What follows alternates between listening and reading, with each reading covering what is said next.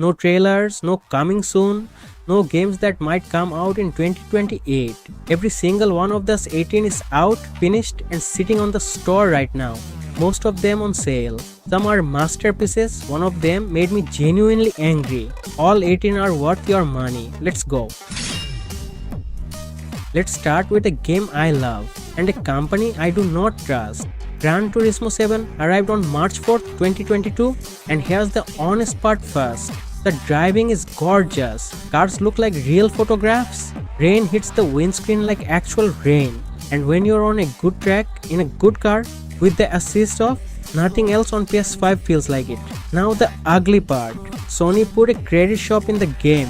Real money for fake cars. And some of those cars cost a lot. Then, on March 17th, a patch called 1.07 quietly cut the money you earn from racing. Some payouts were sliced in half or worse. Days later, the servers went down for about 30 hours. And because the single-player campaign needs the internet, people who paid $70 just couldn't play their game. Players revolted. The user score crashed to around 2 out of 10. Sony apologized, handed everyone a million free credits, and later roughly doubled race payouts. So where does that leave us? A superb racing game that once tried to reach into your wallet mid-race. It's much better today, but do not buy credit. Not once. Race for them, earn them, enjoy the drive, and never forget they tried it. That's number 18.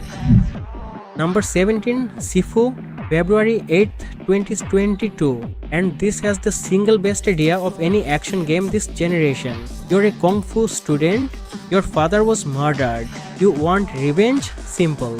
Here's the twist. Every time you die, you come back older. 1 year, then 2, then 5.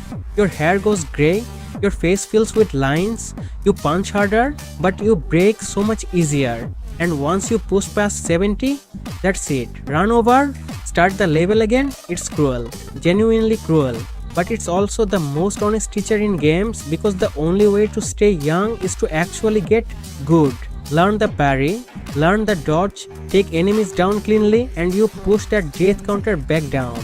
And when it clicks, when you stop mashing and start fighting, you feel like you're in a movie. Credit where it's due to. Slowclap is a small French studio and they kept adding to this thing for free. Difficulty options in May 2022, so you can pick student, disciple or master. New outfits, modifiers, a whole arenas mode with over 100 extra challenges, finished in September 2023. No season pass, no battle pass, no nonsense. It's short, 5 levels and you'll replay it for years. $40 and it respects you. Buy it. Number 16 is the strangest game here, and I mean that as a compliment. Pacific Drive, February 22nd, 2024. You're trapped inside the Olympic exclusion zone, a chunk of forest in the Pacific Northwest that the government walled off after some science went very wrong. And your only friend in there is a beat up old station wagon. That's it, that's your companion. No dog, no sidekick, a car, and you will love that car. You drive out, grab scrap, get chased by floating junk and things that only move when you're not looking at them, then limp back to a garage and fix your poor wagon panel by panel. And then the car starts acting up. Open the driver's door, the trunk pops, hit the brakes, the radio blasts. They're called quirks and you have to play detective to work out what causes what. It's fantastic. Honest warning though, this isn't really a driving game, it's a crafting game with a steering wheel bolted on. If you came for racing, wrong list. And the menus will bury you in scrap metal. But nothing else feels like this. Fog in the trees, a voice on the radio, and a rust bucket you rebuilt yourself. $30. First came from a tiny studio, 0 microtransactions, that's how you do it. Number 15, Armored Core 6 Fires of Rubicon, August 25th, 2023. This is from Software? Yes, the Elden Ring people. Going back to giant robots after a 10-year gap. And listen carefully, this is not Elden Ring, no leveling up, no grinding stats, no summoning a friend to carry you.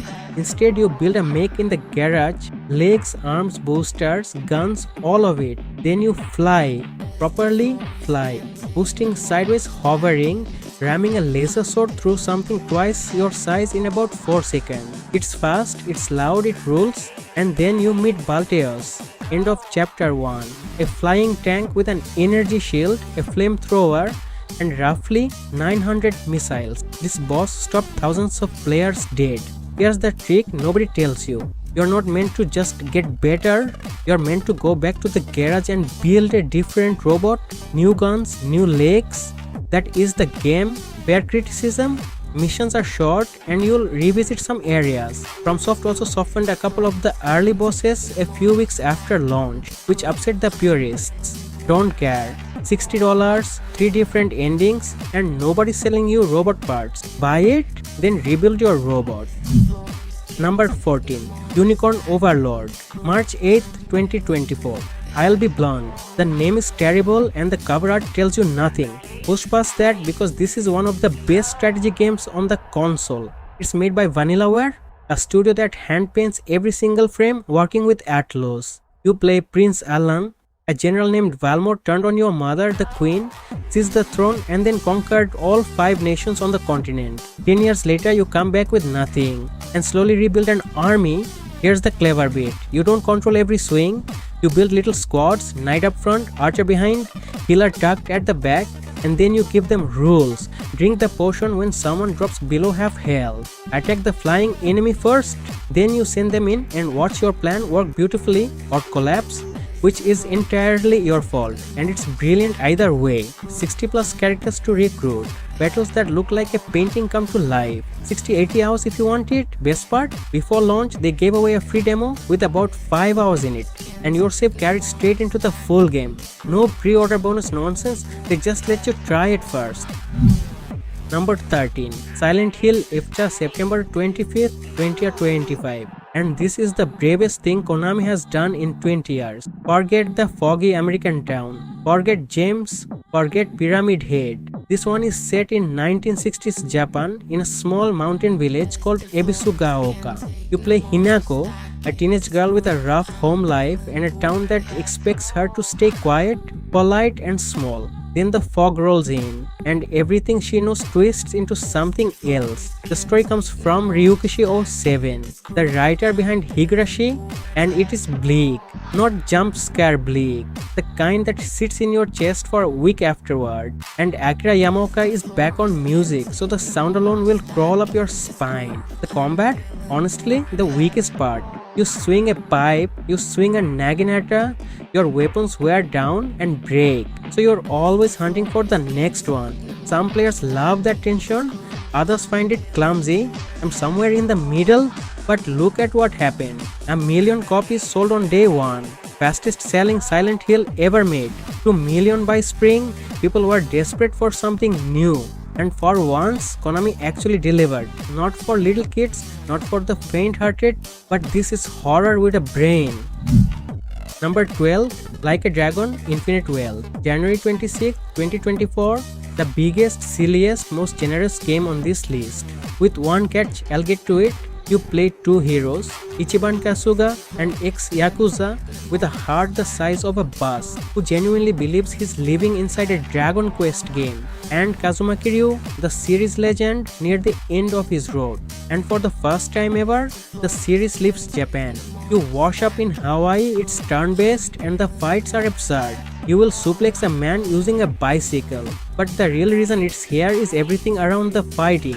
There's Dondoko Island, basically Animal Crossing bolted into a Yakuza game where you build an entire resort. There's Sujimon, which is Pokemon, except the Pokemon are strange men. Karaoke, golf, it genuinely never stops. Now the catch, and I'm not sugarcoating it. Sega sold New Game Plus as paid DLC, not a costume, not a song. The ability to replay a game you already bought, bundled into the Master Vacation bundle. That's a bad look no matter how good the game is. So here's my advice. Buy the standard version. On sale, ignore every extra pack. You'll still get 80 hours of the funniest, warmest RPG on PS5. Number 11. Metal Gear Solid Delta Snake Eater, August 28, 2025. This is a full remake of a 2004 PlayStation 2 game, one that a lot of people call the greatest stealth game ever made. It's 1964. Your naked snake dropped into a Soviet jungle and your mission goes wrong almost immediately. Konami rebuilt the whole thing in Unreal Engine 5 and it looks unbelievable. But here's what I actually respect. They didn't rewrite it. The voice acting is the original recording from 2004. The cutscenes are shot for shot. Nobody modernized the story to death. What they did change is the controls. Big new style and it plays like a modern shooter. Free camera, crouch walking, all of it, or pick legacy style, the old fixed camera. If you're a purist who enjoys suffering, and all the mad jungle stuff still works. You swap camouflage to match mud or leaves. You hunt frogs and snakes for food. You patch your own wounds, dig out the bullet, disinfect it, stitch it, bandage it. Nothing else in gaming does this. Two honest warnings. Hideo Kojima had nothing to do with this version, and the Fox Hunt multiplayer mode was not there at launch. It showed up October 30th, 2 months later. Doesn't matter, the single player is a masterpiece. Number 10. Final Fantasy XVI, June 22nd, 2023. And let me be honest immediately, this barely counts as a Final Fantasy game. No party to control, barely any items, nothing turn-based. It's a pure action game and the combat was built by the designer behind Devil May Cry 5. So it's fast, it's flashy, and it feels fantastic in your hand. The story is what earns its place. Your Clive Rossfield, something terrible happens to his family in the first hour and the next 50 hours are him carrying it. It's dark, it's angry, and the voice acting is genuinely superb. Then there are the icon battles. These are the giant summon monsters, except instead of watching a cutscene, you become one. You'll be a 100-foot fire demon punching another 100-foot monster through a mountain range. It is the loudest, best-looking spectacle on the PlayStation 5. Nothing comes close. Now the bad. The side quests are dreadful. Walk here, talk to this person, walk back, skip nearly all of them. And if you want a proper RPG with builds and choices, this isn't it. One clever touch though. You can equip rings that slow time or dodge automatically so younger players can still finish the story. That's how difficulty help should work. Number 9. Persona 3 Reload, February 2nd, 2024. This is a remake of a 2006 PlayStation 2 game and it might be the most stylish thing on your console. Every menu, every transition, every battle screen, somebody agonized over it. The music is superb. The whole thing just looks cool in a way most full-price games don't even attempt. Here's the setup. By day you're an ordinary high schooler, class, exams, part-time jobs, friends. By night there's a hidden hour that most people slip straight through and a tower rises where your school used to be. You and your classmates climb it, fighting monsters using the power of your own personality. That's what a persona is. Your inner self handed a sword.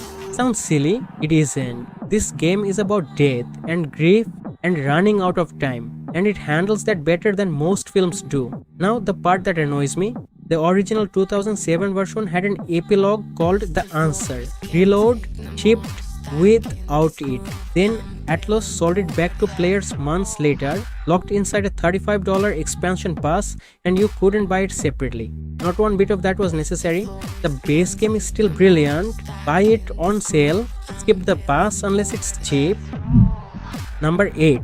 Prince of Persia, The Lost Crown, January 18th, 2024. And this one makes me angry, but not at the game. You're Sargon, a young warrior sent to rescue a kidnapped prince. Simple enough, except the mountain you climb into is bending time, and you end up with powers that let you rewind yourself, leave a marker and snap back to it, or dash through walls. It's a Metroidvania, a giant connected map you slowly unlock as you get stronger. The combat is crisp, parry at the right moment and the screen flashes gold. It feels incredible, and it has one feature every game should steal. See a locked door you can't open yet? Press a button, snap a photo, and it pins to your map with the picture attached. No more scribbling notes, no more wandering for 40 minutes going, where was that thing? Brilliant, simple, nobody else does it. So what happened? Reviews were superb. It won an award for accessibility, and it sold roughly 300,000 copies in 2 weeks, which Ubisoft decided was a failure. They refused a sequel and broke up the team. That's the industry we've got. Great game, punished anyway, so go buy it. It's cheap now, it's finished, and it's magnificent. Number 7, Dead Space, January 27th, 2023, and this is how you remake a game. You're Isaac Clarke, an engineer sent to repair a mining ship called the Ishimura. You arrive, the crew is dead. What's walking around instead is not the crew anymore. Here's the genius part, and it's been genius since 2008. Shooting these things in the head does nothing. You have to cut their limbs off. Your main weapon is a mining laser. You're not a soldier, you're a repairman with power tools, and it's terrifying. What the remake adds is smart. The whole ship is now one continuous space with 0 loading screens. You can walk from the bottom deck to the top without a single break. There's an intensity director quietly watching you, changing where monsters appear and how the lights flicker, so you can never memorize a scare. And Isaac talks now, which sounds small, but it changes him from a mute suit into a person. And here's the bit I love. EA put 0 microtransactions in it? None. This is the same publisher that stuffed Dead Space 3 full of them back in 2013 and helped kill the series. They learned. Once, it's regularly under $15 on sale. Play it with headphones at night alone. Number 6, Nine Souls. It hit PS5 on November 26th, 2024, 6 months after PC. And it is the best looking hand-drawn game on the console. It comes from Red Candle Games, a small Taiwanese studio, and the whole thing is painted by hand. The setting is what they call Tao Pong, ancient Chinese mythology smashed together with neon sci-fi. You're Yi, a cat-like warrior who was betrayed, put to sleep, and wakes up centuries later with one thing on his mind: revenge against 9 godlike rulers. The combat is basically 2D Sekiro. You don't dodge everything, you deflect.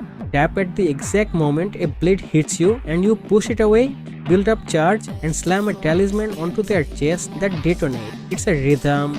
Get it wrong and you die in 3 hits. Get it right and you feel like a genius. Fair warning, it's hard. Some bosses will keep you busy for an hour. This is not a relaxing evening, but the story is genuinely moving, and Red Candle kept adding free content afterwards, including a boss rush mode. Around 800,000 copies sold by its first birthday, from a tiny team. If you liked Hollow Knight but wanted teeth, this is it. Number 5, Dragon's Dogma 2, March 22nd, 2024, and I have to tell you both halves of this story. First, the game.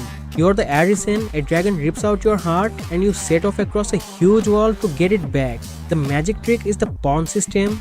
You build an AI companion, other players borrow them, and yours comes home having learned things from other people's game. Your pawn will literally shout, "I know this cave, follow me," because someone else took it there. Nothing else works like that, and the world is properly wild. No convenient fast travel. Night is pitch black and genuinely dangerous. A griffin can pick you up mid-fight and carry you off. Now the ugly half. At launch, Capcom put microtransactions in a $70 single-player game. Fast travel stones, revival stones, even changing your character's face cost money. Steam reviews went mostly negative within a day and the performance was rough. But, and this is why it's still at number 5, Capcom fixed it. On June 25th this year, they pulled every one of those items off the store and cut the base price permanently. The expansion, Dark Arisen, lands October 9, so the version you'd buy today is the version that should have shipped, finally. Number 4, Warhammer 40,000, Space Marine 2, September 9, 2024, and this is the most generous big budget game on this entire list. You're Titus, a 9-foot armored super soldier, and your job is to stand in front of 10,000 bug monsters and cut them in half with a chainsaw sword. That's it. That's the pitch. And the moment you first see 1,000 Tyranids pour over a hill at once, you'll understand why people lost their minds over this. The campaign is short, around 8 hours, but you can play the whole thing with 2 friends. Then there's Operations, which is co-op missions with classes you level up. Then there's proper competitive multiplayer on top. Here's the part that matters. Saber promised that every piece of real content, new missions, new weapons, new enemies, new classes would be free forever. And they've actually done it. 2 full years of free updates delivered, a third year starting next month. 12 million players? The only thing they charge for is cosmetics? Is it perfect? No. They tried selling a $5 voice pack earlier this year and the community rightly ate them alive. But $60 for that much content still growing 2 years on and it drops to $20 in sales? That's a genuine bargain. Number 3. Ratchet and Clank Rift Apart, June 11, 2021. And this is the game that finally answered the question, why did I buy a PS5? Here's the setup. Dr. Nefarious gets hold of a device that punches holes between dimensions. Everything goes wrong. Ratchet gets separated from Clank and you also start playing as Rivet, a new Lombax from another reality who is, sorry Ratchet, cooler than you. Now why it matters. Mid-fight, mid-jump, the game rips a hole in reality and yanks you into a completely different world. Different sky, different enemies, different music, and there is zero loading. Not a hidden elevator ride, not a corridor, instant. In 2021 that was genuinely jaw-dropping, and honestly, not many games have matched it since. The guns are the other star. One turns enemies into shrubs. One drops a little mushroom friend who screams while it shoots for you. And the DualSense triggers pull halfway for one firing mode, all the way for another. It's the best use of that controller outside our number one. Honest criticism, it's short around 12 hours and it isn't hard, but it's beautiful, it's kind, it has serious accessibility options and there's not one microtransaction anywhere. Number 2. Indiana Jones and the Great Circle. It came to PS5 on April 17th in 2025, 4 months after Xbox and worth every day of that wait. It's made by Machine Games, the Wolfenstein studio, which means they have plenty of practice punching Nazis. It's 1937, sitting neatly between Raiders of the Lost Ark and The Last Crusade. Troy Baker plays Indy and his Harrison Ford impression is uncanny. Harrison Ford himself said so. Here's the smart part. You have a gun, you almost never want to use it. Fire one shot and every card on the map comes running. So instead you sneak, you disguise yourself and you fight with whatever's lying around. A frying pan, a broom, a shovel, a banjo. They break after a few swings. It is exactly as funny as it sounds. And the whip isn't a gimmick. You swing on it, yank rifles out of hands, pull switches, trip people. It's your everything. Then the places, the Vatican, Egypt, Shanghai, the Himalayas, Thailand, real puzzles, no yellow paint smeared everywhere telling you where to go. 15-ish hours plus a genuinely good expansion, The Order of Giants, from September last year. One gripe, the $100 edition let you play 2 days early. Stop paying for that. Buy it on sale. And number 1. Astro Bot, September 6, 2024. I know, it's the cute robot game. Look at it, it's adorable, it's colorful, it's aimed at families, and it is, without question, the best game on PlayStation 5. Team Asobi are a small studio and they built something almost nobody does anymore. A game with no fat on it, over 50 planets, not one of them overstays its welcome. Every single level teaches you something new. You're a frog, you're a mouse, you're the size of a building, you're tiny. And then it moves on before you get bored. Most games would stretch one of those ideas across 10 hours. Asobi gives it 4 minutes and throws it away. You rescue 300 robots, roughly half of them are cameos from 30 years of PlayStation history. And finding them is a genuine joy, whether you're 8 or 40. Now the reason it's number 1 on this channel. It launched at $60 when everything else was $70. 0 microtransactions, no season pass, no live service nonsense, and every single extra level they've added since has been free. There are over 90 now. It won Game of the Year, Best Direction, Best Family Game, and Best Action Adventure. All of it deserved. Buy it, that's number 1. So that's the list. 18 games, all out, all finished, all playable tonight. And notice something? The best one was also the cheapest one. That tells you everything about where this industry is right now. So wait for a sale. Check PS Plus first and stop pre-ordering. You can't review a game nobody's played. Which one did I get wrong? Comments go, no hype, no lies.